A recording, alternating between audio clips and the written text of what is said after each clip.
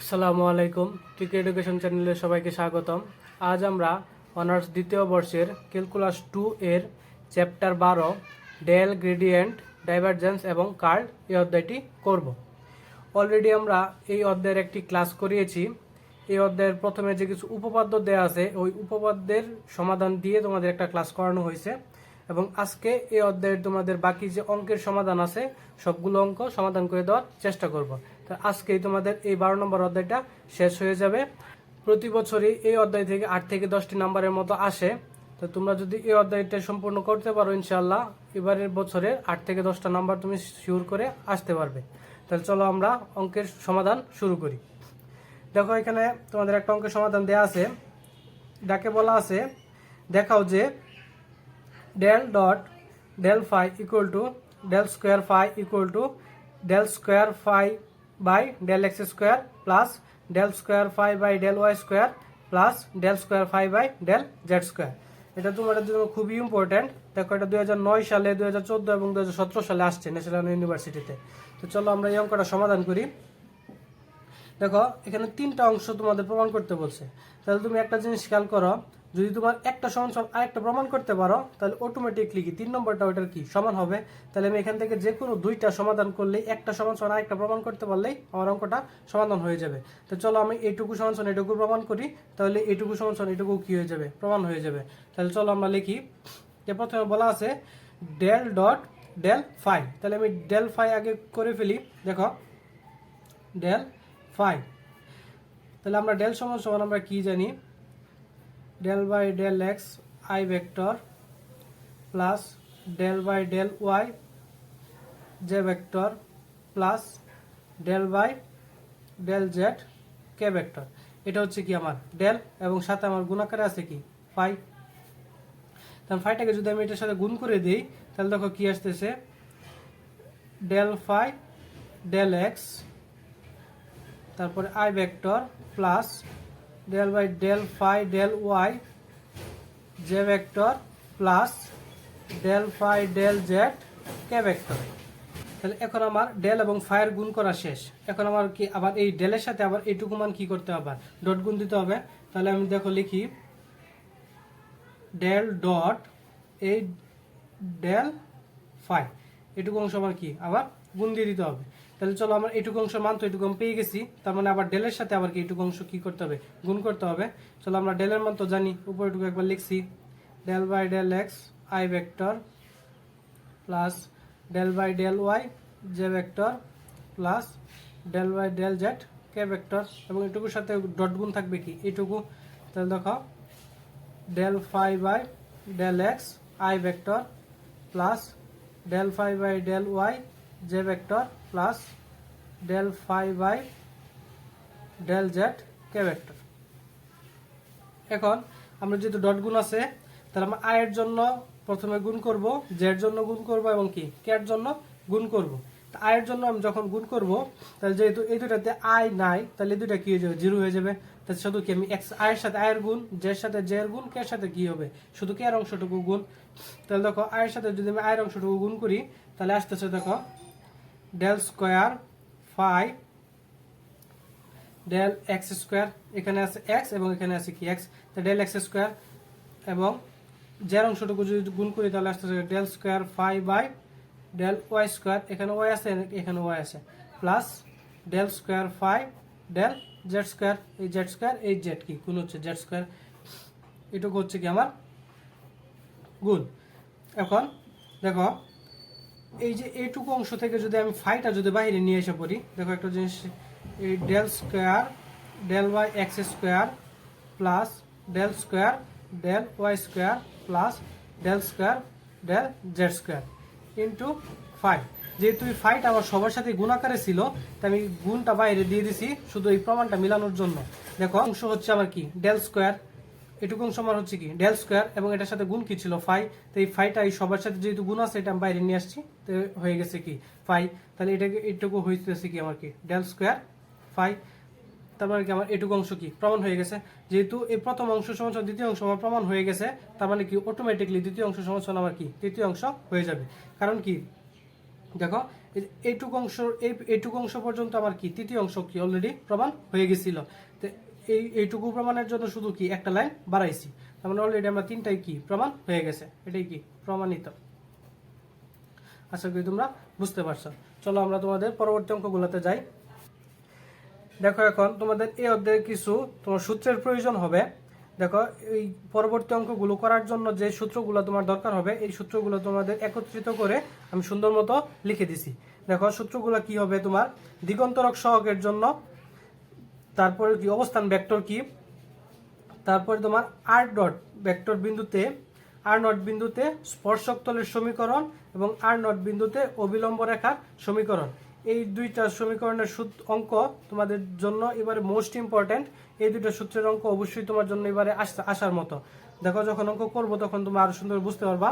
এবং মধ্যবর্তী কোণ, এই মধ্যবর্তী কোণ নির্ণয়ের যে সূত্রটা আছে, চলো আমি সূত্র একটু ব্যাখ্যা করে দেখাই তোমাকে। এখানে বলা আছে এ ভেক্টর যে কোনো ভেক্টর বরাবর এক্স ওয়াই জেড বিন্দুতে ফাই এক্স ওয়াই জেড এর দিগন্তরক সহগ হবে কি, তোমার ডেলের সাথে ফাই এর গুণ ডট, তারপর তোমার কি যে এ ভেক্টরটা দেয়া থাকবে ওই A vector by modulus of A vector. A ভেক্টরটা তোমার এই আকারে দেয়া থাকবে, আই জে কে এই আকারে দেয়া থাকবে, এবং মডুলাস বানাইতে হইলে তোমার এই যে আই এবং জে এবং কে এর যে সহগটা আছে ওই সহগটাকে রুট ওভার দিয়ে স্কোয়ার করতে হবে, তাহলে কি মডুলাস বেরিয়ে যাবে। এবং অবস্থান ভেক্টর আর, এটা হচ্ছে অবস্থান ভেক্টর আর। দেখো আর নট বিন্দুতে স্পর্শক তলের সমীকরণ আর মাইনাস আর নট, এখানে আরটা হচ্ছে কি অবস্থান ভেক্টর, মাইনাস আর নটটা হবে কি তোমার যে বিন্দুতে অবস্থান ভেক্টরের কথা বলা হবে ওই বিন্দুর মান বসানোর পরে যে মানটা আসবে ওইটা হচ্ছে কি আমার আর নট ডট এবং ডেল ফাই এবং আর নট, এটা হচ্ছে কি তোমার স্পর্শক তলের সমীকরণ। সেম সমীকরণের সাথে তুমি ক্রস গুণ করো তাহলে কি অবিলম্ব রেখার সমীকরণ বের হয়ে যাবে। আশা করি তোমরা সূত্রের ব্যাখ্যাটা বুঝতে পারছো।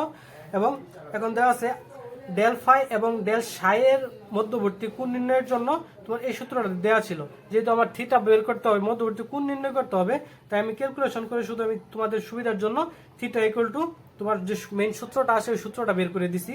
দেখো মধ্যবর্তী কোণ নির্ণয়ের জন্য এখন সূত্র হবে theta equal to cos inverse del phi dot del psi by modulus of del phi dot del psi. এই সূত্রগুলো অ্যাপ্লাই করে তোমাদের পরবর্তী যে অঙ্কগুলো আছে অঙ্কগুলো করবো। চলো আমরা এক একটা করে সূত্রের সমাধান করি। দেখো এটা তোমাদের বইয়ের উদাহরণ নাম্বার 39।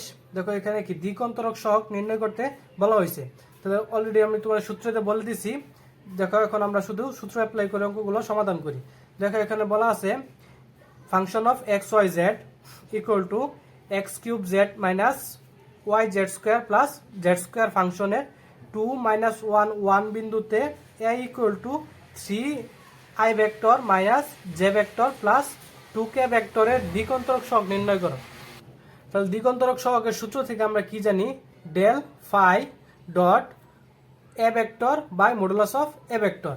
এখানে আমি ফাইয়ের পরিবর্তে কি ফাংশন অফ এফ ধরা হয়েছে, তাহলে ফাইয়ের পরিবর্তে শুধু কি আমি এফ ধরছি। তাহলে দেখো ওইখানে ফাই কি ছিল ফাংশন, তাহলে এখানে কি এফ ফাংশনের জন্য আমি মানটা নির্ণয় করব। তাহলে আমার কি প্রথমে ডেল অফ এফ নির্ণয় করতে হবে।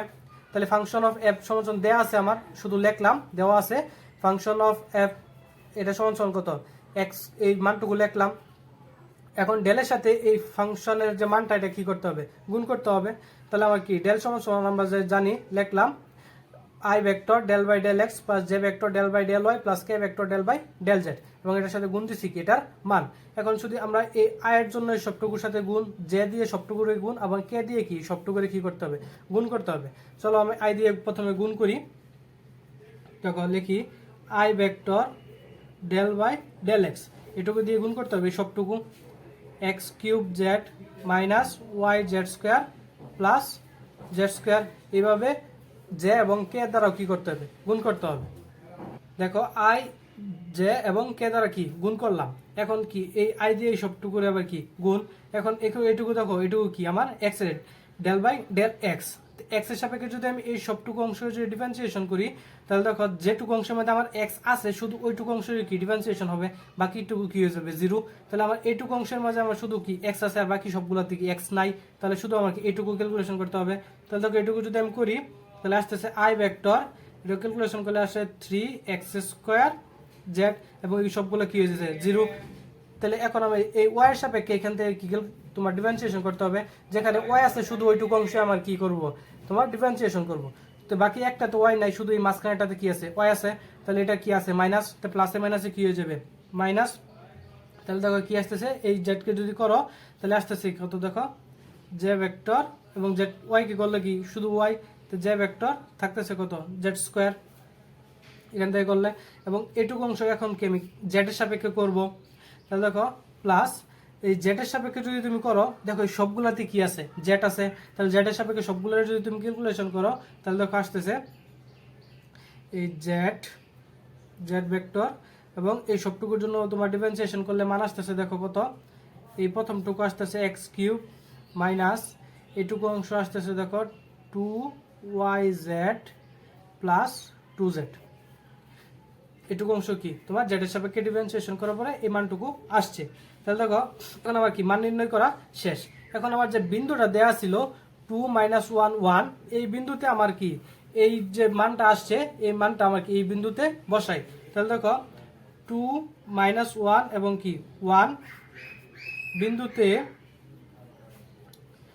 del of f equal to শুধু কি আমার এই প্রথমটা কি x এর মান, এটা কি y এর মান, এটা কি z এর মান। তাহলে x এর পরিবর্তে 2, y এর পরিবর্তে -1 এবং কি z এর পরিবর্তে কত বসাবো 1। তো চলো আমি মানগুলা বসাই। প্রথমে i ভেক্টর, তারপরে 3 ইনটু x এর পরিবর্তে আমি মান বসাবো কত 2, কারণ উপরে আছে স্কয়ার, তাহলে 2 স্কয়ার ইনটু z এর পরিবর্তে বসাবো 1 মাইনাস দেখো এখানে আসতেছে কত j ভেক্টর, তারপর এই জেড স্কোয়ার এটুকুর পরিবর্তে মান বসাবো কত 1, তো 1 এর সাথে গুণ করলে কি হয়ে যাবে 1, তো শুধু আমার কি জে ভেক্টরটাই থাকতেছে। তারপরে দেখো প্লাস, তারপরে কি এখানে কি থাকে সরি এটা কি হবে কে ভেক্টর, এটা কি হবে কে ভেক্টর।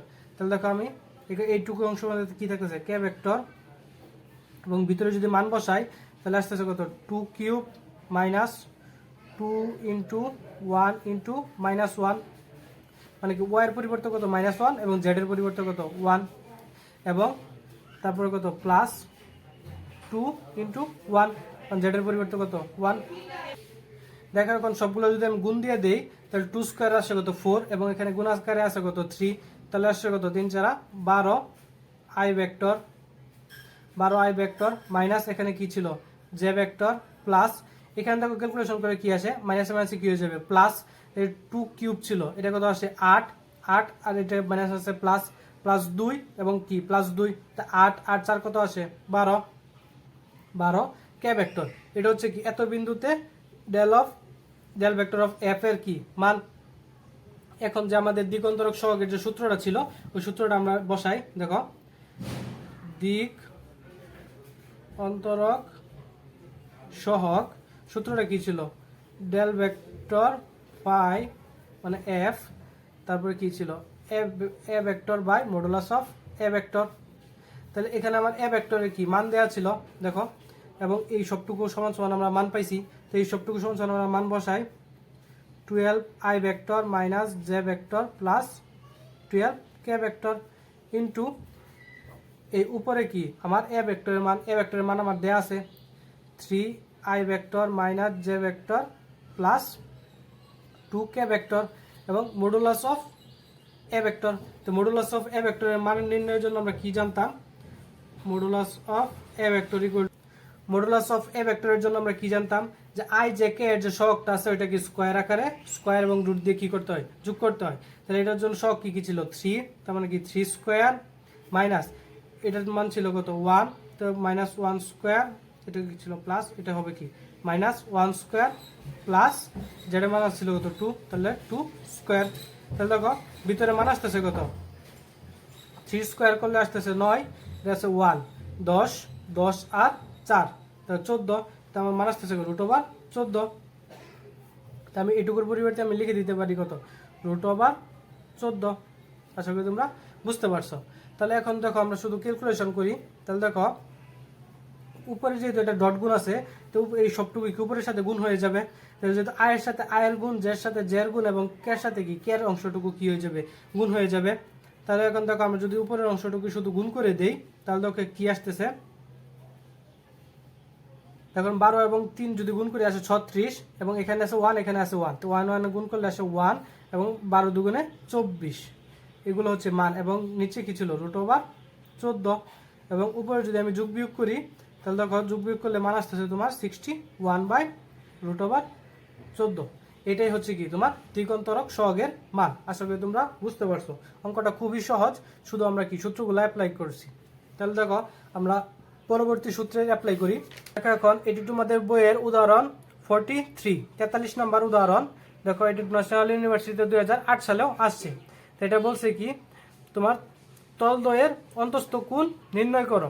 তাহলে দেখো 1 - 2 1 বিন্দুতে xy² z = 3x + z² এবং 3x² - y² + 2z - 1 তলদ্বয়ের অন্তস্থ কোণ নির্ণয় করো। তো অন্তস্থ কোণ নির্ণয় করার জন্য যে আমি সূত্রটা তোমাদের বলছিলাম, সূত্র কি একটা অংশকে কি ফাই এবং আরেকটা অংশ কি সাই ধরে নিতে হবে, এবং ফাই এবং সাই ধরে নিয়ে তারপরে তোমার কি পরবর্তী ক্যালকুলেশনগুলো করতে হবে। তাই আমি প্রথম অংশটুকুকে ফাই এবং দ্বিতীয় অংশটুকু কি সাই ধরে নিলাম। তো এইটুকু অংশ দেখো সমান সমানের ওই পাশে ছিল, এটা যদি এই পাশে আসে বলতে সবগুলো কি প্লাস ছিল মাইনাস হয়ে যাবে, শুধু মাইনাস হয়েছে। এবং এইটুকু অংশ 1 সমান সমানের ওই পাশে ছিল, এই পাশে নিয়ে আসছি হয়ে গেছে কি মাইনাস। এইটুকু অংশকে আমি ফাই এবং এইটুকু অংশ কি সাই ধরছি, এবং ফাই এবং সাইকে কি উভয় কি আবার কি ডেল ভেক্টরের সাথে কি করতে হবে গুণ করতে হবে। তাই আমি গুণটা করে দিছি। তোমার দেখো ডেল ভেক্টর ফাই, তো ফাইয়ের সাথে যদি গুণ করি তো তোমার আয়ের অংশের জন্য যে তোমার ডেল বাই ডেল এক্স থাকে, তো এক্স এর জন্য আমার প্রথমে এই এক্স এর জন্য সবটুকুকে একবার ডিফারেন্সিয়েশন করতে হবে, ওয়াই এর জন্য করতে হবে এবং কি জেড এর জন্য করতে হবে। তাহলে এখানে দেখো এক্স ছিল এইটুকু অংশের মাঝে এবং এইটুকু অংশের মাঝে, তো এই দুটোর যদি এক্স এর সাপেক্ষে আমি ডিফারেন্সিয়েশন করি তাহলে আসতেছে কি y² z - 3, এবং তারপরে আবার যদি সবটুকু ওয়াই সাপেক্ষে ডিফারেন্সিয়েশন করি তাহলে শুধু এইটুকু অংশের মাঝে আমার ওয়াই আছে, তাহলে এইটুকু ডিফারেন্সিয়েশন করলে আসে কত তোমার জন্য আসে 2y এবং x এবং কি z থাকতেছে, এই x এবং কি z মাইনাস, তারপর দেখো তার এইটুকু আর কোনোটাতে কি আমার y নাই, তাহলে কি আর কোনোটা কি y কি সাপেক্ষে ডিফারেন্সিয়েশন হবে না। তারপর আবার কি এখন z এর সাপেক্ষে ডিফারেন্সিয়েশন করতে হবে। তো এই প্রথম অংশ z আছে এবং দ্বিতীয় অংশ কি আছে z আছে, এইটুকু অংশ যদি z এর সাপেক্ষে ডিফারেন্সিয়েশন করি তাহলে আসতেছে কত xy² মাইনাস এইটুকু অংশকে যদি z এর সাপেক্ষে ডিফারেন্সিয়েশন করি আসছে কত 2z। অনুরূপভাবে তোমার এই যে সাইয়ের যে মানটা ওই সাইয়ের মানটাকে কি আমি তোমার ক্যালকুলেশন করছি। আশা করি তোমরা সাইয়ের মানটা বুঝতে পারবা। তারপর দেখো এখন যে তোমার বিন্দুটা দেয়া আছে, এই বিন্দুতে ডেল অফ ফাই এবং ডেল অফ সাইয়ের মানগুলো আমার কি করে নিতে হবে, বের করে ফেলতে হবে। তাহলে আমি লিখি 1, -2, 1 বিন্দুতে, তো প্রথমে আমি কি ডেল ভেক্টর অফ ফাই এর মানটা নির্ণয় করে ফেলি। তো প্রথমটা কি এক্স এর মান, পরেরটা ওয়াই এর মান এবং কি জেড এর মান। তো এক্স এর পরিবর্তে 1, ওয়াই এর পরিবর্তে -2 এবং জেড এর পরিবর্তে কত 1 বসাবো। তাহলে চলো আমরা এই প্রথম এই মানটুকুর মাঝে আমরা কি মানগুলা বসাই। তাহলে দেখো প্রথম মান আছে কি y² মানে কি -2², তারপরে আছে কত z মানে 1, তারপরে আছে কত -3, এটুকু হচ্ছে কি আমার i ভেক্টর। তারপরে কি প্লাস যে ভেক্টরের জন্য আমার মান আছে কত দেখো 2 ইন্টু ওয়াই এর মান আছে কত -2 এবং বাকি সবগুলো কি 1 ইন্টু 1 ইন্টু 1, এবং এটা কি যে ভেক্টর। তারপরে কি প্লাস দেখো এটুকু অংশের মাঝে কি আমার কে ভেক্টরের জন্য এক্স এর মান কত আমার 1 ইন্টু ওয়াই এর মান কত -2, তারপরে আছে স্কোয়ার -2 ইন্টু 1, এটা হচ্ছে কি কে ভেক্টর। দেখো এখন যদি এটা ক্যালকুলেশন করি তাহলে এটুকু অংশ সাথে 4 - 3, তার মানে শুধু কত 1, তার মানে কি i ভেক্টর। তারপর দেখো প্লাস এটুকু অংশ যদি তুমি গুণ করো তাহলে দেখো আসছে কত -4, তাহলে আসছে কত -4। তারপর দেখো প্লাস এবং এটুকু যদি তুমি ক্যালকুলেশন করো তাহলে এটুকু আসছে কত 4 থেকে আবার কত মাইনাস হয়ে যাবে কত 2, তো 4 থেকে যদি 2 চলে যায় থাকে কত 2, এটা হচ্ছে কি আমার কে ভেক্টর। এটুকুর আগে কি হবে জে ভেক্টর। তাহলে আমরা কি মান পাইলাম i vector -4 J vector +2 K vector. তো অনুরূপভাবে আমার কি করতে হবে ডেল সাইয়ের মান বের করতে হবে। দেখো ডেল ভেক্টর অফ সাই, এটুকুর জন্য যদি আমি মান বসাই তাহলে দেখো মান আসতেছে কত 6i ভেক্টর, এখানে x এর পরিবর্তে 1 বসালে কত 1ই থাকবে, তো 6i ভেক্টর প্লাস এই y এর পরিবর্তে কত হবে -2, তাই মাইনাসে মাইনাসে কি হয়ে যাবে প্লাস, তাহলে আসবে কত 4 জে ভেক্টর, এবং এইটুকু অংশ আছে কোনো মান নাই, তাহলে শুধু কি আমার 2 + 2 কে ভেক্টর। এটুকু আমার সাইয়ের মান বসানো শেষ।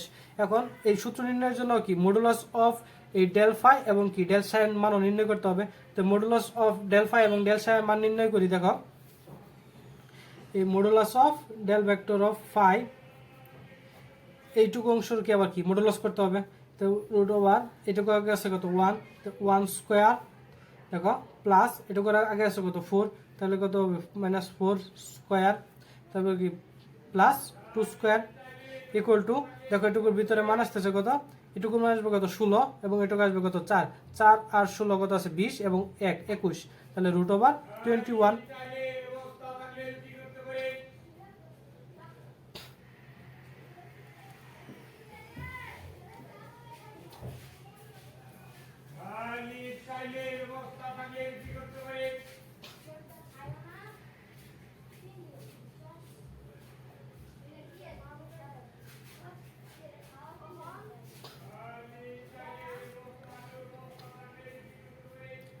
এখন মডুলাস অফ সাইয়ের মানটা নির্ণয় করি। তাহলে দেখো এখানে কত আছে 6 square plus 4 square plus 2 square.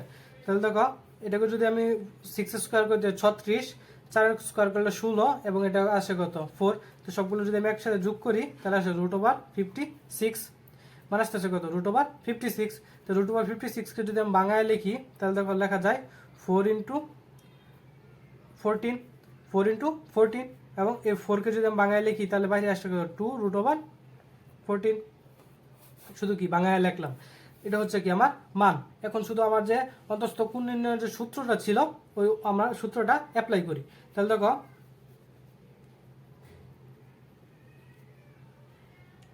এই তলদ্বয়ের অন্তস্থ কোণ থিটা হলে cos থিটা ইকুয়াল টু, তোমার সূত্রটা কি ছিল তোমার del vector phi dot del psi, এবং নিচে কি ছিল modulus of del vector del phi, তারপর কি dot modulus of del vector del psi. এটা কি ছিল তোমার মান। এখন আমার যে সবগুলোর মান এই তোমার এই নরমালি মান এবং মডুলাস সহ মান আমার কি বের করা আছে, শুধু আমি কি সূত্রের মাঝে মানগুলা বসাবো। তাহলে দেখো এই মডুলাস অফ ফায়ার মান কি আমার এই যে এইটুকু, তো এইটুকু মান যদি আমি বসাই দেখো I vector minus 4 J vector plus 2 K vector, তারপর কি ডট এবং এই মডুলাস অফ সাইয়ের মান তাহলে 6 I vector plus 4 J vector plus 2 K vector. Modulus of দুটার মান আছে আমার মান নির্ণয় করছি, একটা হচ্ছে রুট ওভার 21 আর একটা হচ্ছে 2 রুট ওভার 14। এখন দেখো এই আই দিয়ে আয়ের অংশ, জে দিয়ে জের অংশ এবং কে দিয়ে কি কের অংশকে যদি গুণ করো তাহলে দেখো উপরে মান আসতেছে কত, উপরে মান আসতেছে 6 মাইনাস 4 4 16 প্লাস 2 দুগুণে 4, এবং নিচে মান আসতেছে দেখো টুটারে আমি বাইরে রাখলাম এবং রুট ওভার 21 এবং রুট ওভার 14 যদি তুমি গুণ করো তাহলে মান আসতেছে রুট ওভার 294 294।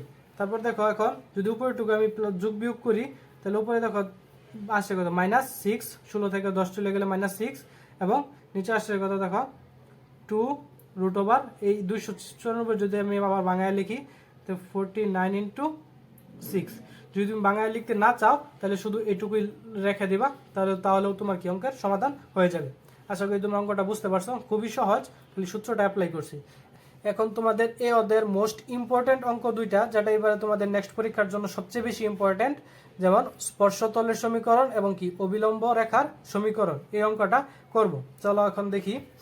দেখো এটা তোমাদের বইয়ের উদাহরণ 46 নম্বর উদাহরণ। দেখো এখানে বলা আছে x square plus y square equal to z তলের 2, -1, 5 বিন্দুতে স্পর্শক তল এবং অবিলম্ব রেখার সমীকরণ নির্ণয় করো। এটা তোমাদের জন্য কেন ইম্পর্টেন্ট দেখো, এটা ন্যাশনাল ইউনিভার্সিটিতে 2017 এবং 2019 আসছে, তাহলে তোমরা 21 পরীক্ষা দিবা, তাহলে তোমাদের জন্য কি সবচেয়ে বেশি ইম্পর্টেন্ট এই অঙ্কটা। তাহলে দেখো এখন আমরা এই প্রথম অংশটুকু তোমার কি ফাই ধরে নিলাম, এবং এই জেডটা যেহেতু সমান সমানের এই পাশে ছিল, এই সমান সমানের ওই পাশে নিয়ে গেলাম কি মাইনাস হয়ে গেছে জেড, এবং আর হচ্ছে কি অবস্থান ভেক্টর। এখন তোমাদের সূত্র অনুযায়ী স্পর্শতলের সমীকরণ নির্ণয়ের জন্য কি তোমার ডেল ডট ফাই এবং ডেল ডট আর নট কি করতে হয় নির্ণয় করতে হয়। তাহলে ডেল ডট ফাই দেখো আমি নির্ণয় করলাম, তো ডেলের মানটা আমরা লিখলাম, তো del by del x I vector plus del by del Y J vector plus del by del Z K vector, তার সাথে আমার গুণ আছে কি ফাইয়ের মানটা, এই ফাইয়ের মানটা আমরা কি গুণাকারে দিলাম। এখন আমার কাজটা কি করতে হবে, এখন আমাদের কি এক্স এর সাপেক্ষে প্রথমে এই সবটুকু অংশকে একবার ডিফারেন্সিয়েশন করতে হবে, ওয়াই এর সাপেক্ষে করতে হবে এবং কি জেড এর সাপেক্ষে করতে হবে। যেহেতু তোমার এখানে একটা এক্স আছে, তাহলে শুধু এই এক্স এর মানটাকে আমি এক্স এর সাপেক্ষে ডিফারেন্সিয়েশন করব, বাকিগুলো কি হয়ে যাবে, জিরো হয়ে যাবে। তো ওয়াই এর ক্ষেত্রেও কি শুধু ওয়াইটাকে এবং জেড এর সাপেক্ষেও কি শুধু জেডটাকে। তাহলে দেখো আমি এক্স এর সাপেক্ষে যদি এই এক্স স্কোয়ারকে ডিফারেন্সিয়েশন করি আসে কত 2x i vector plus y square করলে আসে কত 2z, এবং জেড এর যদি যেহেতু কোনো মান নাই তাহলে এটা কি হবে শুধু কে ভেক্টর। এখন আর নটটা কি ছিল, যখন সূত্রটা ব্যাখ্যা করছিলাম তখন বলছিলাম আর নটটা হচ্ছে কি তোমার যে বিন্দুগুলা দেয়া আছে তোমার এক্স ওয়াই জেড এর পরিবর্তে ওই বিন্দুগুলা বসাইলে যে মানটা আসবে ওইটাই হচ্ছে কি আর ভেক্টর। তাহলে এখানে আমার বিন্দু দেওয়া ছিল কত 2 -1 5, তাহলে এই এক্স এর পরিবর্তে 2, ওয়াই এর পরিবর্তে -1 এবং কি জেড এর পরিবর্তে 5 মান বসাইলে কি আমার কি আর নট বেরিয়ে যাবে। তাহলে দেখো এক্স এর পরিবর্তে 2 বসাইছি এবং ওয়াই এর পরিবর্তে -1, যেহেতু প্লাস ছিল তো প্লাসে মাইনাস হয়ে গেছে মাইনাস এবং 5 বসাইলাম, আর নটটা বুঝতে পারছো। এখন del phi dot r naught, তো ডেল ফাই এর মানটা আমরা অলরেডি কি বের করে ফেলছি এবং ডট গুণ করতে হবে কি এই আর নটটার সাথে। তাহলে আমি যদি লিখি দেখো 2x i vector plus 2y J vector minus তোমার কে ভেক্টর, তারপর কি এটা ডট গুণ করতে হবে কি আর নটের সাথে, তার নটের সাথে যদি তুমি ডট গুণ করো 2i not minus j vector plus 5 K vector, এটুকুর সাথে আমার কি ডট গুণ। এখন যদি আমি শুধু নর্মালি গুণ করে দেই তাহলে দেখো আই অংশের সাথে যদি আই এর গুণ জের সাথে জের গুণ এবং কে এর সাথে কি হবে কে এর সবগুলা কি হবে গুণ হবে। তাহলে দেখো 2 এর সাথে 2 গুণ হলে আসলে কত 4 আই ভেক্টর, তো প্লাসে মাইনাস এখানে আছে কি মাইনাস, তাহলে কি হয়ে যাবে মাইনাস, এবং 2 এর সাথে যদি 1 গুণ করো তাহলে আসে কত তোমার 2 জে ভেক্টর, এবং এখানে আছে কত 0 এবং এটা কত 5, তো 5 এর সাথে 0 গুণ করলে আসে কত 0, তাহলে শুধু আমি কি লিখবো তোমার কে ভেক্টর। এখানে যেহেতু মাইনাস আছে এই জন্য কি মাইনাস কে ভেক্টর। তারপর এখন এই দুটো গুণ করার পরে মান আসতেছে কত 4 I vector minus 2 J vector minus K vector, এটা হচ্ছে কি আমার তোমার এই ডেল ফাই ডট আর নটের মান। এখন আমাদের কি স্পর্শতলের সমীকরণ এবং কি তোমার অবিলম্ব রেখার সমীকরণ নির্ণয় করতে হবে। তাহলে আমি প্রথমে স্পর্শতলের সমীকরণটা নির্ণয় করি। দেখো স্পর্শতলের সমীকরণ নির্ণয় সূত্রটা কি ছিল, স্পর্শতলের সমীকরণ নির্ণয় সূত্রটা ছিল r minus r naught dot del phi dot r naught equal to 0। Already আমার সবগুলোর মান কি আমার নির্ণয় করা হয়ে গেছে, আমি শুধু এখন মানগুলা বসাবো। দেখো ইকুয়াল টু এখন থেকে আর থেকে আর নটটাকে মাইনাস করি, আর এর মানটা আমার দেওয়া আছে দেখো i vector x plus J vector y plus K vector z, এটা হচ্ছে কি আর এর মান, মাইনাস করতে হবে কি আর নটের মানটা। তা আর নট সমস্যা আমি কত পাইছি 2 আই ভেক্টর ব্র্যাকেট দিয়ে দিই, দেখো এটুকু অংশকে ব্র্যাকেট দিয়ে দিলাম, সেকেন্ড ব্র্যাকেট দিয়ে দিই 2 I vector minus j vector plus 5 K vector, এটা হচ্ছে কি আর নটের মান। তারপর ডট গুণ করতে হবে কি আমার এটুকু অংশের মান আমি অলরেডি পেয়ে গেছি, দেখো 4 I vector minus 2 J vector minus K vector equal to আমার কত 0। তাহলে দেখো এখন আমি যদি এইটুকু অংশ থেকে এটুকু বিয়োগ করি, তারপর তোমাকে আই থেকে আয়ের অংশটুকু আমার বিয়োগ করতে হবে। তাহলে দেখো আই ভেক্টর এক্স মাইনাস 2, তারপর দেখো প্লাস জে ভেক্টর ওয়াই, এখানে মাইনাসে মাইনাসে কি হয়ে যাবে প্লাস 1 প্লাস কে ভেক্টর, দেখো এখানে কি হবে এক্স জেড মাইনাস 5, এই প্লাসে মাইনাসে মাইনাস জেড 5, এইটুকু হচ্ছে আমার কি এটুকুর বিয়োগফল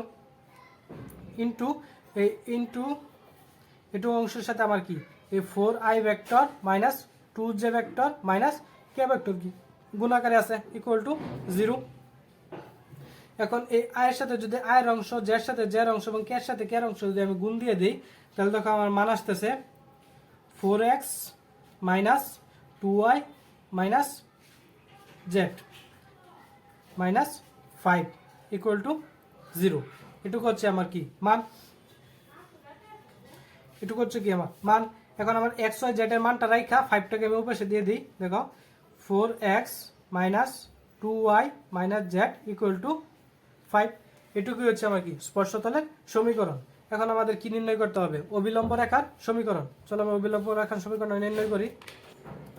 অলরেডি আমরা স্পর্শতলের সমীকরণে আর মাইনাস আর নটের মানটা কি বের করে ফেলছিলাম। তো ওই জায়গা থেকে আমি আর মাইনাস আর নটটা বসায় দিই। স্পর্শতলের সমীকরণে যে অঙ্কটা করছিলাম ওইটুকু অংশ থেকে আর মাইনাস আর নটের মানটা আমরা হুবহু বসায় দিছি, যেহেতু সেম মান এবং ক্রস এবং এই আর ডেল ফাই আর নটের যে মানটা আছে এই মানটুকু আমরা কি বসাইছি, মাঝখানে কি ক্রস।